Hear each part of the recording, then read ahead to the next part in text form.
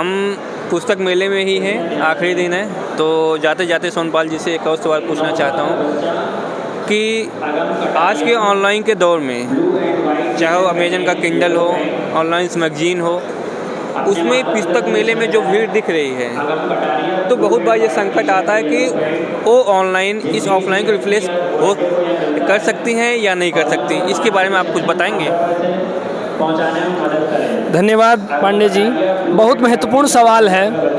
देखिए, इस मामले में मैं 3 तथ्यों की ओर ध्यान आकर्षित करना चाहूँगा। सबसे पहला जो तथ्य है कि ऑनलाइन को अगर हम इस दृष्टि से देख रहे हैं कि ऑनलाइन आने से पेपर की बचत होगी, तो इस दृष्टि से निश्चित रूप से पेपर की बचत अर्थात नेचर की बचत, पेड़ पौधों की बचत, उस लिहाज से देखें तो किंडल या दूसरे संस्करण में ऑनलाइन पुस्तक का आना काफ़ी महत्वपूर्ण है और उसे प्रोत्साहित भी करना चाहिए। लेकिन पाठकों के साथ उसके संबंध की बात पर जब हम आएँ तो इसमें 2 चीज़ें हैं जो इससे कभी भी मेरे विचार से हार्ड कॉपी से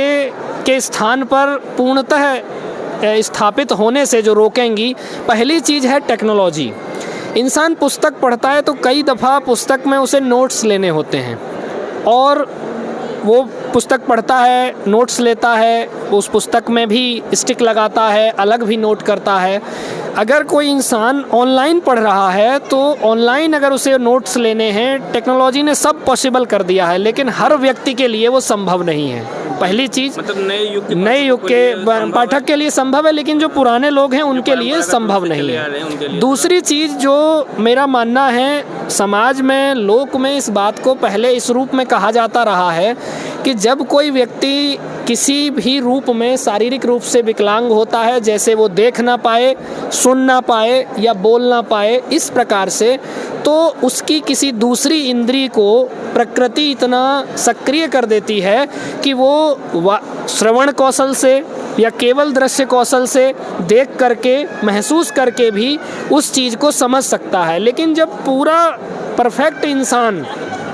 मूल रूप में हट करके, हार्ड कॉपी से हट करके सॉफ्ट कॉपी में या रिकॉर्डिंग में, कभी भी किंडल रिकॉर्डिंग भी होती हैं, रिकॉर्डिंग में किसी चीज़ को सुनने, कुकू एफएम पर सुनने की कोशिश करता है, तो वो बहुत लंबे समय तक उस समझ को, उस विचार को स्टोर नहीं कर पाता, क्योंकि उसकी इंद्रियां सभी जब सही हैं तो सभी इंद्रियां बराबर अपने रूप में कार्य करती हैं। अक्सर हम देखते हैं जो हमारे साथ विजुअली चैलेंज्ड जो शोधार्थी रहे हैं, वो लोग सुनकर आसानी से किसी चीज़ को समझ लेते हैं, लेकिन हमारे लिए उतना वो आसान नहीं होता। तो मैं इस परिप्रेक्ष्य में भी देखता हूँ कि जो ऑनलाइन संस्करण हैं, चाहे वो ऑडियो रिकॉर्डिंग के हों या फिर वो PDF के रूप में भी हों, वो मुझे नहीं लगता कि वो हार्ड कॉपी को कभी रिप्लेस कर पाएंगे, क्योंकि हार्ड कॉपी का जो महत्व है वो अपनी जगह बना रहेगा।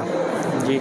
अगर आप अच्छा अध्येता बनना चाहते हैं, अच्छा शोधार्थी बनना चाहते हैं, अच्छा विद्यार्थी बनना चाहते हैं, तो किसी भी चीज़ को, पाठक हो चाहे किताब हो, उसमें जितना टाइम देंगे, उस चीज़ में जितना ज़्यादा वक्त देंगे, उतना बेहतर समझ आपकी विकसित होगी। जैसे हम सुनते हैं, क्यों सुन को याद हो जाता है, लेकिन जब हम किताब पढ़ते हैं, पहले देखते हैं, पढ़ते हैं, वक्त ज़्यादा होता है उसमें, तब जाके वो चीज़ें हमारे दिमाग में, स्मरण में ज़्यादा रहती हैं। तो किताबें पढ़ें, ज़्यादा से ज़्यादा पढ़ें, पुस्तक मेले जो भी आए हैं ज़्यादा से ज़्यादा किताबें खरीदें। धन्यवाद।